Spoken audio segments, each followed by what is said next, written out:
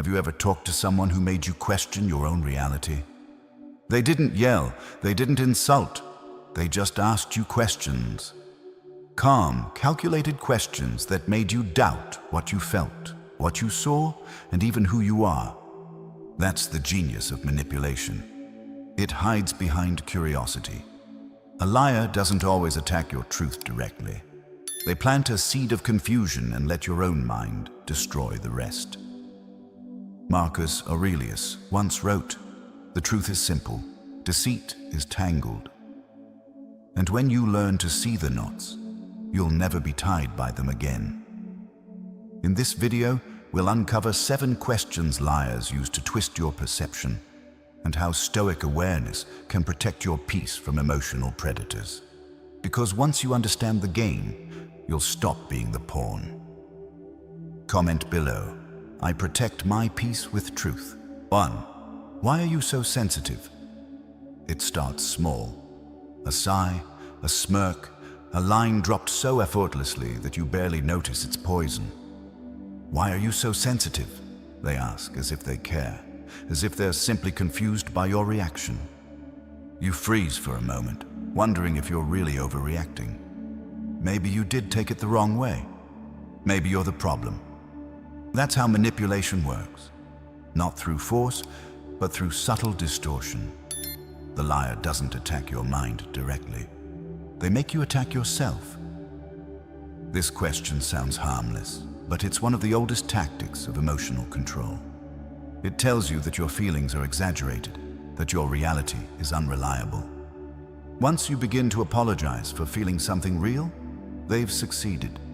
You start editing yourself, softening your words, silencing your intuition, doubting your memory. They've shifted the power dynamic without raising their voice. And the moment you accept that label, too sensitive, they no longer need to argue. You'll censor yourself for them. The truth is, people who feel deeply are not fragile. They're awake. They notice tone, silence, and energy shifts that others miss.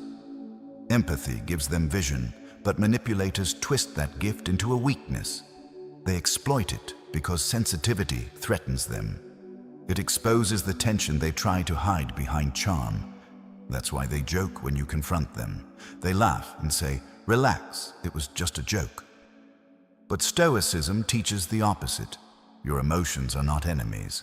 They're messengers of truth.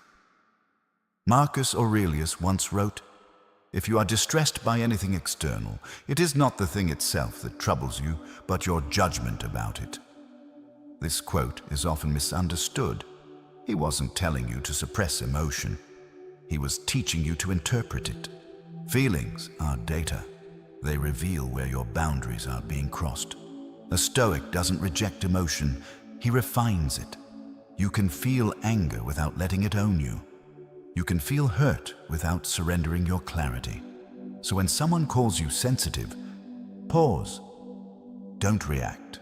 Don't defend. Just breathe and observe.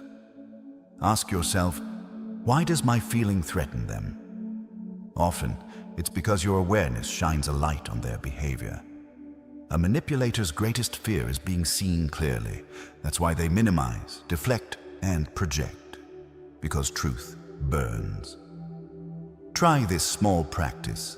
Every time someone questions your reaction, write down the exact words they used, the moment it happened, and what emotion rose inside you.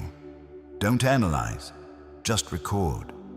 Over days or weeks, you'll start seeing patterns. You'll realize it's not your sensitivity that's the issue. It's their discomfort with accountability. Stoicism calls this process self-examination, turning emotion into evidence. Seneca once said, "No man is more unhappy than he who never faces adversity, for he is not permitted to prove himself." To feel deeply in a shallow world is not a curse. It's proof that you're still human in a time when most people have gone numb. The Stoic path isn't about killing emotion.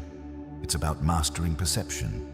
You learn to hold your fire without losing your flame. So next time someone leans in and says, "Why are you so sensitive?" Don't shrink. Don't apologize. Look them in the eye, breathe deeply, and let this truth anchor you. You're not sensitive. You're perceptive. You see what others deny, and that's why liars fear you. 2. Are you sure that really happened? They tilt their head, smile faintly, and drop the question that unravels your confidence. Are you sure that really happened? The words sound innocent, but the impact is surgical. Suddenly, the clear memory you had starts to blur. You replay the event in your mind, the argument, the lie, the betrayal, and yet doubt creeps in. Maybe you remembered it wrong. Maybe you are exaggerating. That's how gaslighting begins. Not with denial, but with suggestion. A skilled manipulator doesn't erase your truth. They simply invite you to doubt it. This is psychological warfare disguised as conversation. It's not about finding clarity. It's about replacing it with confusion. When they ask that question, what they're really saying is, "Let me rewrite your story." And once you allow them to edit your memory, you'll depend on them to define what's real. It's how emotional control tightens its grip. One innocent question at a time. Stoicism teaches that perception is the first battlefield of the mind. Epictetus wrote, "We suffer not from events, but from our judgment about them." The liar understands this better than most. They know if they can alter your judgment, they don't need to alter the event. Your mind will do the rest. That's why Stoic awareness is a shield. It trains you to separate what actually happened from the story someone wants you to believe. Think about it. Truth doesn't fade. Confusion does. If someone truly cares about you, they'll help you find clarity, not fog. They won't question your entire perception. They'll ask for understanding. A manipulator, on the other hand, thrives on ambiguity. They plan to question, wait for you to spiral, and then position themselves as the reasonable one. It's a performance, and you've been cast as the unreliable narrator. The Stoics believed that journaling was a sacred act of remembering, a way to preserve truth against distortion. Marcus Aurelius's Meditations wasn't written for the world.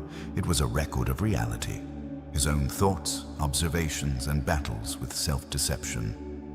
You can do the same. Each time someone makes you doubt what happened, take a pen and write. What did I see? What did I feel? What did I know for sure? That's your reality journal. It's not therapy, it's training. When you write the truth, you anchor yourself in it. Modern manipulators rely on one thing, your silence. If they can make you question your memory, they can rewrite it. But when you document reality, you reclaim power. Over time, you'll notice how the same people always question your perception because they fear accountability. Stoicism reminds you that memory is not weakness, it's moral responsibility. You have the right to remember clearly.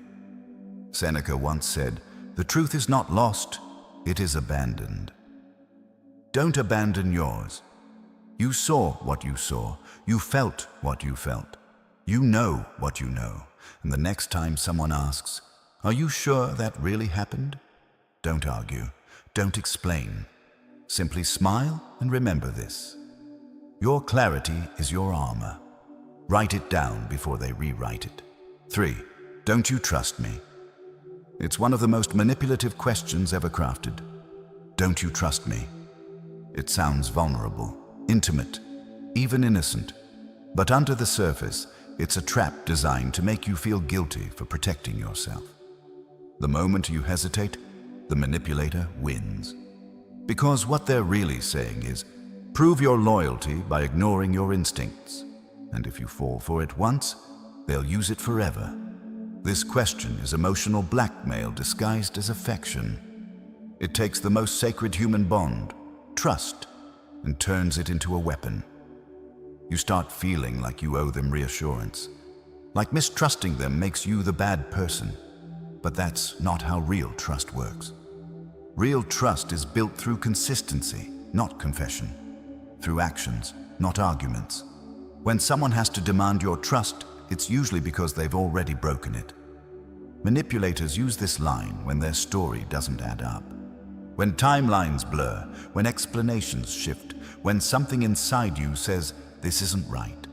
But instead of addressing the facts, they appeal to your emotions. They know good-hearted people value harmony over confrontation. So they hide behind that virtue. They use your empathy as a shield against your logic. And slowly, they train you to doubt your own pattern recognition. The Stoics would call this moral blindness, when emotion clouds judgment.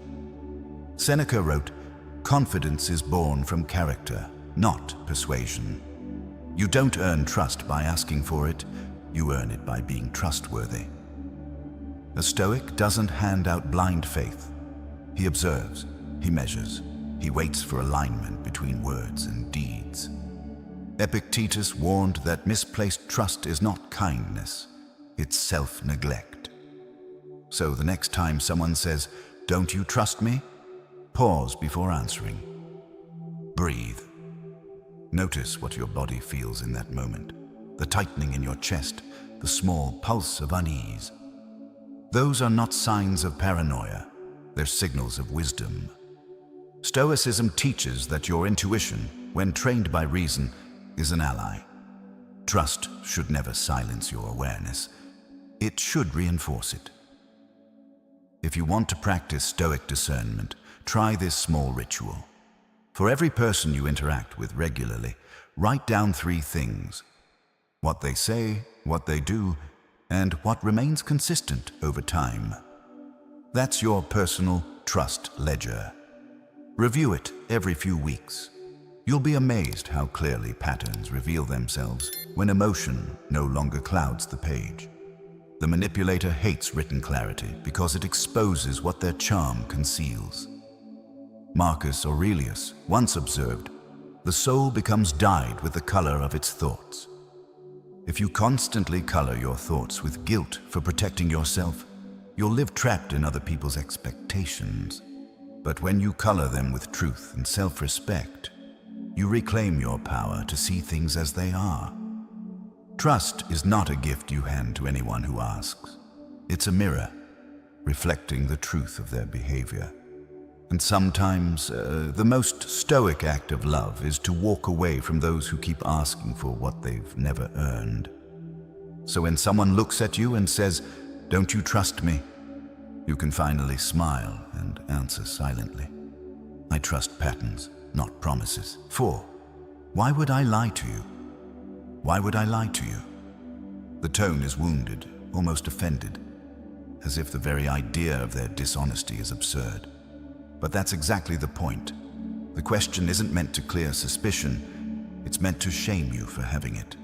You were about to confront something that didn't add up, but now you hesitate, afraid of seeming paranoid or unfair. They've flipped the script. You go from questioning them to questioning yourself. This is one of the oldest manipulative techniques in human psychology, the illusion of moral credibility. When someone says, "Why would I lie to you?" they're implying that lying is beneath them, that they're too virtuous, too loyal, too loving to deceive you. And yet, that statement alone should make you cautious. Because honest people rarely need to declare their honesty. They simply live it. Liars understand human guilt better than anyone. They know most people would rather believe a comfortable lie than face an inconvenient truth. So they hide behind your kindness, your need for harmony, your desire to see the good in others. Stoicism calls this emotional weakness, the tendency to confuse hope with evidence. Marcus Aurelius warned, "If someone deceives you, it's because you chose to trust your hope instead of your reason." A Stoic mind doesn't demand proof through words, it watches patterns through time.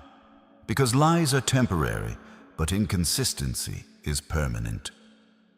Look closely. The person who swears they'd never lie to you often avoids eye contact when details are discussed.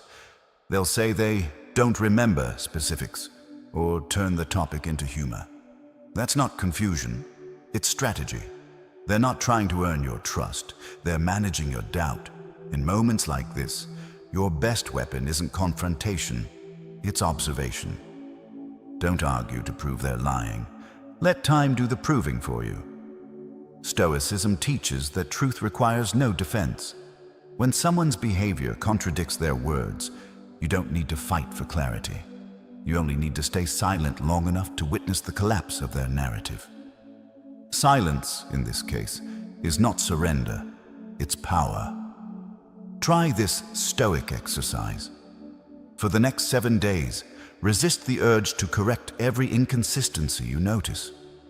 Instead, write them down. Record the moments when words and actions diverge. By the end of the week, you'll have a mirror, not of their stories, but of their character. And once you see it, you can never unsee it. Epictetus wrote, "The wise man never fears the truth." Remember that. A liar fears truth because it strips them of control. They rely on confusion. They depend on your desire for reassurance. But when you stay grounded, calm, and watchful, their performance falls apart. So the next time someone looks at you and asks, "Why would I lie to you?" don't explain, don't defend, and don't rush to believe. Just pause, look into their eyes, and let silence speak for you. Because the Stoic answer is simple. Words can charm, but patterns never lie. 5. Why can't you just move on? It always happens after the damage is done. After they've lied, betrayed, or walked away without accountability, they come back with a calm tone and a sentence sharp enough to reopen your wound. Why can't you just move on? It sounds reasonable, mature, even wise. But underneath it's cruelty disguised as logic. What they mean is, why can't you forget what I did so I can stop feeling guilty? This question is not about your healing, it's about their comfort. It's not a request for closure, it's a demand for your silence.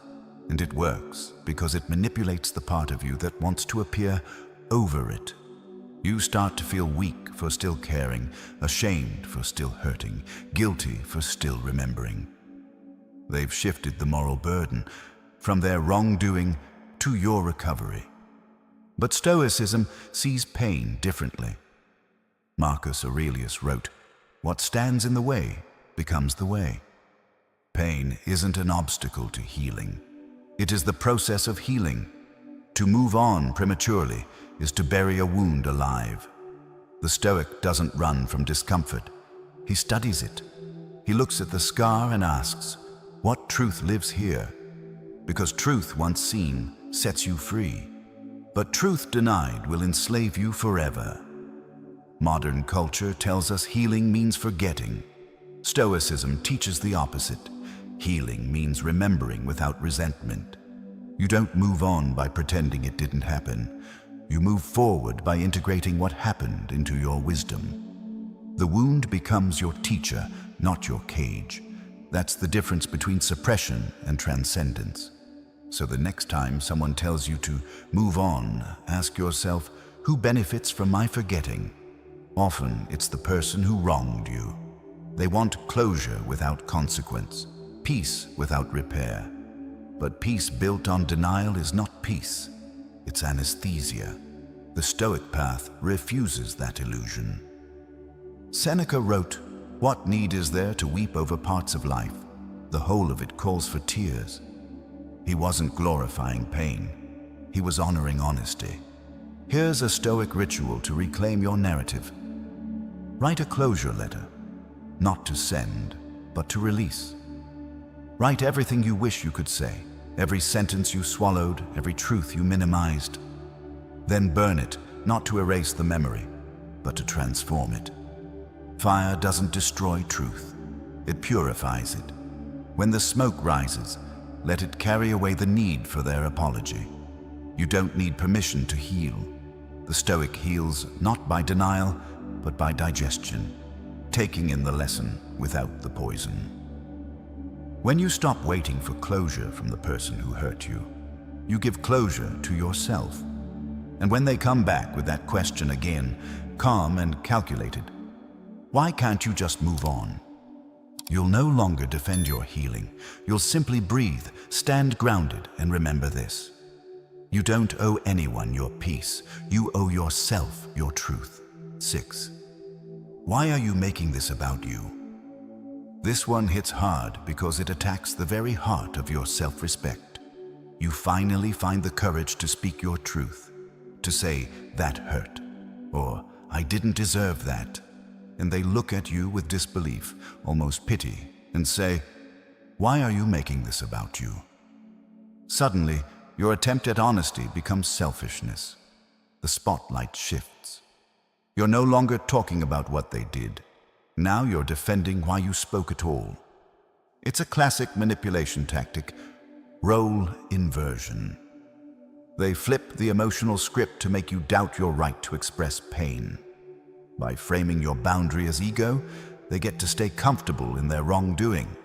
This move is especially effective against kind, self-aware people, the ones who already analyze their own emotions, who fear being too much. The manipulator exploits that fear like a lever. They know that if they can make you feel guilty for speaking up, you'll silence yourself next time. But Stoicism teaches that self-awareness is not self-absorption. There's a difference between making everything about you and taking responsibility for your inner world. Epictetus once said, "First, tell yourself what kind of person you want to be." The Stoic looks inward not to center the universe around himself, but to govern his own reactions, to say, "This is who I choose to be, no matter how others behave." That's not ego, that's discipline. When someone asks, "Why are you making this about you?" what they're really doing is protecting their illusion. They want the conversation to orbit around your tone, your timing, your delivery, anything but their actions. They hope you'll get lost defending your intention while they avoid accountability. Don't play that game. The Stoic response is calm observation, not emotional defense. Here's a technique you can practice. Step back mentally. When accused of selfishness, silently ask yourself 3 questions. 1. Am I seeking truth or attention? 2. Am I stating facts or assigning blame? 3. Does my intention align with my values? If the answer is yes, stay grounded. Don't over-explain. Don't negotiate your sincerity. Your peace doesn't require their approval. You can even use a Stoic mantra in that moment. It's about me because I am responsible for me. That single sentence is your shield. It reminds you that self-respect is not arrogance, it's stewardship. You are the guardian of your mind, your boundaries, and your energy. If you don't make your inner world your concern, someone else will make it theirs, and they'll weaponize it against you. Marcus Aurelius wrote, "When you blame others, you give away your power." The reverse is also true. When others blame you for speaking truth, they reveal their fear of losing power. Remember that. People who are at peace with themselves don't need to gaslight you for setting boundaries. So the next time someone says, "Why are you making this about you?" don't shrink back or argue. Just breathe deeply, meet their gaze, and let silence do the work. Because the Stoic knows, awareness is not ego, it's integrity. And integrity never needs permission to exist. 7. Do you really think you're perfect? It always comes when you finally hold someone accountable. You point out a lie, a contradiction, or a repeated pattern, and instead of reflecting, they smirk and say, "Do you really think you're perfect?" The question lands like a slap cloaked in reason. It's not curiosity, it's an attack. One that shifts the moral weight off them and drops it onto you. Suddenly, you're not talking about what they did. You're defending your right to speak at all. This tactic is called moral deflection. It's how manipulators neutralize truth without denying it. By painting you as self-righteous, they force you into silence. You start explaining, softening, apologizing for your tone. You rush to prove you're humble. And in doing so, you abandon your position of clarity. That's exactly what they want. They weaponize your integrity against you. But Stoicism teaches something far deeper. Humility does not mean silence in the face of falsehood. Seneca wrote, "He who corrects others should first correct himself, but he should still speak." Notice the balance. The Stoic begins with self-examination, but does not stop there. To see wrong and say nothing is not humility. It's fear disguised as virtue. The wise man seeks truth, not approval. When someone says, "Do you really think you're perfect?" what they're actually doing is trying to equalize guilt. If they can make you feel just as flawed, then no one has to change. They know that good people often overown responsibility. You'll start thinking, maybe I was harsh, or maybe I could have said it better. But clarity doesn't require perfection. It only requires honesty. Marcus Aurelius reminded himself daily, "If anyone can show me I'm wrong, I'll gladly change. For I seek truth, which never harmed anyone." That's the Stoic posture, open to correction, but immune to manipulation. You can admit imperfection without surrendering truth. The key is intention. Are you speaking to punish or to reveal? If your intent is rooted in integrity, then stand firm. Try this exercise. Next time someone accuses you of thinking you're perfect, don't argue. Instead, say calmly, "No, I just think what happened deserves honesty." That single sentence resets the frame. It brings the focus back to the issue, not the ego. Stoicism teaches that control of tone is control of power. When you remain steady while they escalate, you expose their avoidance. The manipulator thrives on guilt, but guilt only controls you if you believe it. The Stoic knows that truth doesn't need to be loud to be strong.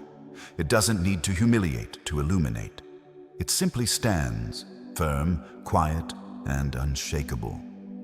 Seneca once observed, "To be calm in correction is a sign of greatness." So the next time someone sneers, "Do you really think you're perfect?" take a breath, let compassion replace anger, and remind yourself, "I don't need to be perfect to tell the truth. I just need to be brave enough to see it." 8. Stoic Shield: How to Disarm Manipulation. By now, you've probably noticed the pattern.